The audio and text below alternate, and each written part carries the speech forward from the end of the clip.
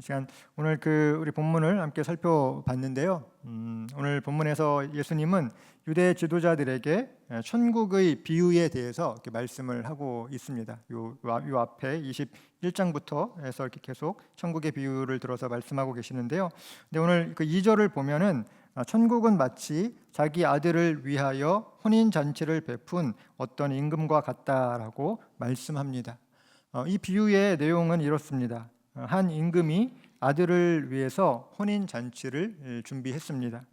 그는 초대받은 사람들이 잔치를 통하여 기쁨을 얻을 수 있도록 모든 것을 준비해 놓고 또 자기의 종들을 보내서 그 사람들을 초청을 하였습니다. 그런데 3절을 보면 혼인 잔치에 초대받은 사람들이 여기에 오기를 싫어했다라고 이야기하는 것입니다. 뭔가 이상하지 않습니까? 혼인 잔치는 기쁨과 또 즐거움과 또 무엇보다 맛있는 음식이 넘치는 그런 곳인데, 더군다나 다른 사람의 초청도 아니고 임금께서 초청하는 그런 혼인 잔치인데 이 사람들은 왜 여기 이 초청을 거부하였을까요? 오늘 본문 4절을 보면 임금은 다시 다른 종들을 보내서 초청한 사람들에게 이르기를 내가 오찬을 준비하되 나의 소와 살찐 짐승을 잡고 모든 것을 갖추었으니 혼인잔치에 오소서라고 정중하게 다시 한번 초청의 메시지를 전하는 것을 볼 수 있습니다. 하지만 초청을 받은 사람들은 여전히 여기에는 관심이 없었고 또 돌아보지도 않았다라고 하는 것입니다. 각자 자기의 밭으로 일하러 가고 또 사업을 하러 가고 그리고 놀랍게도 이 임금이 보낸 종 이 메신저를 잡아서 모욕하고 죽였다라고 하는 이 비유의 이야기를 예수님은 우리에게 말씀하고 있습니다. 결국 이 임금은 어떤 조치를 취했을까요? 오늘 본문 7절을 보면 임금이 노하여 군대를 보내어 그 살인한 자들을 진멸하고 그 동네를 불살랐다라고 이야기합니다. 그리고는 종들을 시켜서 거리로 나가서 사람들을 만나는 대로 아무나 붙잡고 혼인잔치에 올 것을 이렇게 청하도록 그렇게 지시합니다. 이제 종들이 길에 나가서 선한 사람이든 악한 사람이든 신분이 높은 사람이든 지위가 낮은 사람이든 상관없이 만나는 대로 모두 그 잔치로 데리고 와서 결국 이 혼인잔치에 손님들이 가득하게 되었다라고 하는 그러한 이야기입니다.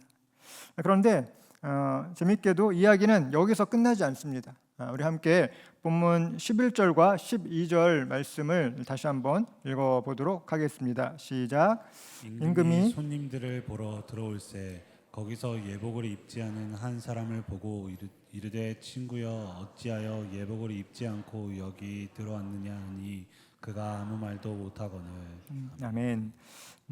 앞에서 임금이 종들에게 말할 때는 분명히 길에 가서 만나는 사람들을 무작위로 혼인잔치에 데리고 오라라고 했는데 지금 이제 임금이 이 손님들 중에 예복을 입지 않은 그런 한 사람을 보고서 당신은 어째서 예복을 입지 않고 여기에 들어왔느냐라고 책망했을 뿐만 아니라 손발을 묶어 바깥 어두운 데에 내던지라라고 그렇게 이야기했다라고 하는 것이 어떻게 보면 우리가 이 비유를 잘 이렇게 이해하기 힘든 그런 내용일 수 있습니다. 하지만 오늘 예수님께서 이 혼인잔치의 비유를 통해서 우리에게 말씀하시고자 하시는 그런 교훈은 무엇인지 우리가 함께 살펴보기를 원합니다. 첫 번째로 예수님은 모든 사람이 구원에 이르기를 원하신다라고 하는 것을 우리는 깨달을 수 있습니다. 임금이 혼인잔치에 처음 초청받은 사람들은 이스라엘 백성들을 의미하는 것입니다. 이스라엘은 하나님께 선택받은 특별한 백성으로서 처음부터 이방인들과는 구별된 그런 선민이었습니다. 그러나 유대인들은 하나님께서 예수 그리스도를 통해서 그 구원의 길을 새롭게 열어주시고 또 그 구원으로 초청하셨음에도 불구하고 여러 가지 핑계를 대며 이 초청에 응답하지 않았습니다. 그들의 관심은 오직 자신들의 전통과 율법에만 있었던 것입니다.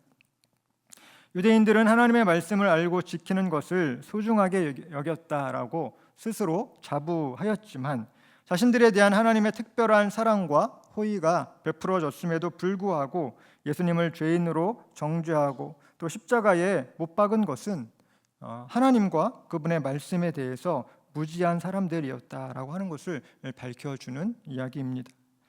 만약에 이 처음 초청된 사람들이 임금의 이 혼인잔치 초청을 귀한 것으로 알고 또 은혜로 그것을 받아들였다면 혼인잔치의 기쁨을 누렸을 것입니다. 그러나 그들은 이 은혜를 악으로 갚음으로써 축제의 날에 진멸당하고 마는 그런 안타까운 결과를 맞이하게 된 것입니다. 임금은 자신이 초청한 사람들로부터 모욕을 당한 후에 종들에게 거리로 나가서 모든 사람들을 잔치에 초대할 것을 명하였습니다. 우리 함께 본문 8절과 9절 말씀을 다시 읽어보도록 하겠습니다. 시작. 이에 네, 종들에게 이르되 혼인잔치는 준비되었으나 청한 사람들은 합당하지 아니하니 내거리 길에 가서 사람들을 만나는 대로 혼인잔치에 청하여 오라 한대. 아멘. 여기서 내거리 길에 가서 만나는 사람들을 청하여 혼인잔치에 오게 하라라고 했을 때 이 사람들은 바로 저와 여러분 같은 우리 이방인들, 유대인이 아닌 그런 이방인들을 가리키는 것입니다. 유대인들이 구원의 초청에 응하지 않았고 또 메시아로 오신 예수님을 거부함으로써 이방인들에게도 구원의 문이 열리게 되었다라고 하는 사실을 이 비유를 통해 말씀해 주고 있는 것입니다. 그러므로 이 구원의 길은 지금도 우리 모두에게 열려 있다. 하나님은 모든 사람들이 구원을 받고 천국 백성 되기를 원하신다라고 하는 것을 우리가 기억해야 할 뿐만 아니라 우리 가족들 중에 혹은 우리 주변 사람들 중에 아직 예수 그리스도를 영접하지 않고 이 하나님의 은혜로우신 부르심에 응답하지 않는 관심이 없는 그러한 사람들이 있다면 잃어버린 영혼을 향한 하나님의 마음을 갖고 그들의 구원자 되시는 예수 그리스도에 대해 들을 수 있도록 기도하며 기회가 있을 때마다 복음을 전하는 저와 여러분들 되시기를 주님의 이름으로 축복합니다. 아멘. 복음이라고 하는 것이 무엇입니까? 복음은 복된 소식을 가리켜서 복음이라고 하는 것이죠. 예수 그리스도에 관한 복된 소식이 바로 복음이다라고 하는 것입니다. 이 복음은 수고하고 무거운 짐을 지면서 세상의 풍파에 힘들어하고 또 쓰러지고 절망 가운데 있는 사람들에게 예수 그리스도를 통해서 구원을 줄 뿐만 아니라 쉼과 안식을 제공하는 그러한 천국 잔치로의 초청장인 것입니다.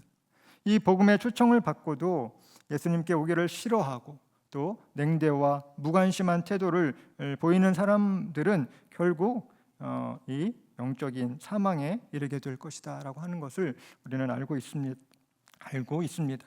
그러므로 이 복음을 들을 수 있는 기회가 우리에게 언제나 항상 열려 있는 것이 아니고 하나님께서 정하신 때가 되었을 때에 예수님이 도적과 같이 이 땅에 재림하실 것이다라고 말씀하시는데 그럼 바로 이 오늘이 복음의 초청에 응답해야 하는 가장 좋은 은혜의 시간이고 은혜의 때인 것을 우리가 기억하면서 죄인들이 생명의 복음을 들을 기회를 얻을 수 있도록 이 천국 잔치에 초대하는 일을 하나님이 우리 모두에게 맡겨주셨다라고 하는 것을 우리가 기억하고 또 저와 여러분이 올 한 해를 살아가면서 우리 주변에 잃어버린 영혼들에 대한 하나님의 마음을 품고 또 복음을 전하고 또 전도하고 또 선교하는 그 일에 천국 잔치로 초대하는 그 일에 그 누구보다 귀하게 쓰임을 받는 그러한 은혜가 있기를 예수님의 이름으로 축복합니다. 아멘. 두 번째로 오늘 본문은 믿음의 중요성에 대해서 말씀하고 있습니다. 11절에서 13절을 보면 이 비유는 새로운 새로운 모습을 보여주고 있습니다. 혼인잔치가 사람들로 가득 채워졌을 때 임금은 초대받은 사람들을 보기 위해서 이 잔치에 나타났습니다. 여기에 초청된 사람들은 원래는 초청을 받을 만한 자격이 없었지만 신분의 고하를 막론하고 조건 없이 이 왕이 베풀어준 이 잔치에 초청이 된 사람들입니다. 이 비유를 통해서 우리는 이 왕의 초대장이 아직도 또 지금도 우리에게 발부되고 있다라고 하는 사실을 깨닫게 되는 것입니다. 이 초청장은 누구에게나 지금도 발부되고 있습니다. 여기에 응답한 사람들로 인해서 천국의 잔치는 조금씩 채워지고 있다라고 하는 것이죠. 그 자리에는 바로 저와 여러분들을 위해 예비된 그러한 자리도 있을 것입니다. 하지만 이러한 왕의 혼인잔치, 이 천국잔치에 참석했다고 해서 거기서 끝난 것이 아니다라고 하는 것을 오늘 본문은 우리에게 말씀하고 있습니다. 왕의 혼인잔치에 들어가기 위해서는 거기에 걸맞는 예복을 갖추어야 한다라고 하는 것이죠. 오늘 본문에 나오지는 않지만 초청에 응답해서 참석한 사람들에게는 아마 이 왕이 직접 준비한 그 예복을 하나씩 이렇게 나누어 줬을 것이고, 그들의 잔치 자리에 맞게 준비된 의복을 입고 거기에 참여했을 것이다라고 생각해 볼 수 있습니다. 오늘 본문 11절에서 12절을 보면 이 잔치에 초청된 많은 사람들이 예복을 입었지만 예복을 입지 않은 한 사람을 임금이 발견하고 묻습니다. 친구여, 어찌하여 예복을 입지 않고 여기 들어왔느냐? 그때 예복을 입지 않았던 사람은 그 물음에 대해서 어떤 대답도 어떤 변명도 할 수가 없었습니다. 그래서 임금은 그를 결박해서 바깥 어두운 곳에 내어 던지라라고 명합니다. 그 사람도 이 잔치에 참여하는 것까지는 했지만 그러나 그 잔치에서 참여한 사람들이 반드시 갖춰야 할 그 예복을 입지 않음으로 인해서 기쁨을 누려야 할 그 순간에 밖에서 슬피 울며 고통을 당하게 되었다라고 하는 것이죠. 얼마 전에 저희 마을 그 집사님 자녀의 결혼식이 있었습니다. 그런데 그날이 매우 추운 날씨였습니다. 그래서 저는 어떤 옷을 입고 갈까 고민하다가 와이셔츠에 넥타이가 아닌 목까지 감싸주는 폴라 티셔츠와 또 코트를 입고 이 결혼식에 참석을 했습니다. 예식 후에 식사 자리에서 같은 마을 집사님들과 함께 자리를 하게 되었는데 어느 집사님이 유독 흰 와이셔츠에 넥타이를 메고 정장을 이렇게 쫙 입고 오신 것이었습니다. 심지어 코트도 입지 않고 거기에 이렇게 결혼식에 그 추운 날씨에 이렇게 참석하신 것을 보게 되었습니다. 그래서 제가 집사님, 오늘 날씨가 엄청 추운데 이렇게 입고 춥지 않으세요? 라고 이렇게 여쭈어 보았습니다. 그러자 집사님께서는 그래도 저는 결혼 예식이라서 이렇게 넥타이에 또 정장을 입고 가는 것이 맞다고 생각하고 왔는데요. 지금 너무 추워서 후회하고 있습니다. 라고 그렇게 대답을 하시는 것입니다. 그런데 이제 주위를 둘러보니까 사실 정장 차림이 아니라 약간 이렇게 캐주얼하게 입고 오신 분들이 더 많았던 것이죠. 그래서 그 집사님도 이제 그러한 모습을 보셨는지 다음 결혼식부터는 정장 말고 조금 편하게 입고 와도 되겠어요? 라고 이렇게 웃으면서 하신 말씀이 생각이 났습니다. 그런데 오늘 본문으로 이렇게 설교 준비를 하면서 문득 떠오른 생각이 있었습니다. 다음에 그 집사님을 결혼식장에서 뵙게 되면 집사님, 제가 지난번에는 미처 말씀드리지 못했는데요. 앞으로 결혼 예식에는 꼭 넥타이에 정장을 입고 참석하시는 것을 추천드립니다. 라고 이야기를 해야 되겠다라는 생각이 들었습니다. 그 예식에 맞는 그 격에 맞는 이 옷차림이 중요하다. 이 준비된 자세와 차림이 중요하다라고 하는 그런 깨달음이 딱 드는 것이었어요. 그래서 저도 다음에 뭐 어떤 날씨가 너무 춥더라도 그래도 와이셔츠에 넥타이와 정장을 입고 이 예식에 참여해야 되겠다라는 그런 생각을 해보게 되었습니다. 오늘 이 본문에서 보면 임금이 예복을 입지 않고 이 잔치에 참여한 사람에게 당신은 어째서 예복을 입지 않았는가라고 물었을 때에 그 사람이 자신이 예복을 입지 않은 것에 대해서 어떠한 핑계도 될 수가 없었다. 그것은 그가 준비되지 않았다라고 하는 것, 왕이 원하는 그것을 갖추지 못했다라고 하는 그것을 의미하는 말이기도 합니다. 이스라엘 백성들이 메시아를 거부하며 예수님을 십자가에 못 박은 후에 이 구원의 문이 이방인들에게도 활짝 열리게 되었지만 모든 이방인에게 저절로 구원이 임하는 것이 아니다라고 하는 것을 우리는 깨닫게 됩니다. 오늘 본문의 비유에서처럼 예복을 입은 자들만 혼인잔치에 참여할 수 있었던 것을 보게 됩니다. 천국 잔치에 참여하는 사람들에게 요구되는 예복, 이것은 바로 무엇일까요? 이것이 무엇일까요? 그 예복은 바로 하나님 앞에서의 우리의 믿음이다라고 하는 것을 우리가 잘 기억해야 할 것입니다. 이것은 하나님께서 세상의 구주로 보내신 예수 그리스도를 내 인생의 구세주와 주인으로 믿는 그러한 믿음인 것입니다. 하나님께서 구원받은 자들을 위하여 준비해 놓으신 이 천국 잔치에 입고 가야 할 예복은 다름 아닌 하나님 앞에서의 나의 믿음, 예수 그리스도를 향한, 예수 그리스도를 통한 그러한 예수 그리스도가 나의 인생의 구세주와 주인 되심을 고백하는 그런 믿음이라는 것을 기억하면서 저와 여러분의 믿음을 한번 돌아보기를 원합니다. 오늘 본문 14절을 보면 예수님은 이렇게 말씀하십니다. 청함을 받은 자는 많지만 택함을 입은 자는 적다라고 말씀하고 계십니다. 우리는 원래 아무런 자격도 없는 사람들이었지만 하나님의 청함으로, 초대로 이 천국 잔치에 참여하게 되었습니다. 그런데 이 초대에 응한다, 거기에 참석한다라고 하는 것은 왕이 원하는 방법으로 그 혼인 잔치에 하객이 되는 것을 의미하는 것이기도 합니다. 얼떨결에 이 초청에 응했다고 하더라도 예외가 될 수는 없습니다. 일단 혼인 잔치에 참석한 사람들에게 요구되는 그것은 그 자리에 맞는 그러한 옷을, 예복을 갖춰 입고 또 진심으로 이 혼인 잔치를 기뻐하며 즐거워하는 그러한 우리 마음과 태도를 하나님은 원하시고 계시는데, 우리의 왕 대신 예수님께서 우리에게 주신 이 예복, 우리의 믿음으로 말미암아 칭의의 옷을 우리가 입고 또 하나님께서 원하시는 믿음의 삶을 살아가는 것, 그것이 바로 이 천국 잔치에 참여할 수 있는 그런 우리의 믿음과 또 그 믿음을 통한 그런 예복을 갖춰 입는 그런 의미로서 이 본문이 우리에게 말씀하고 있다라고 하는 것을 우리가 다시 한번 깨닫게 되는 것입니다.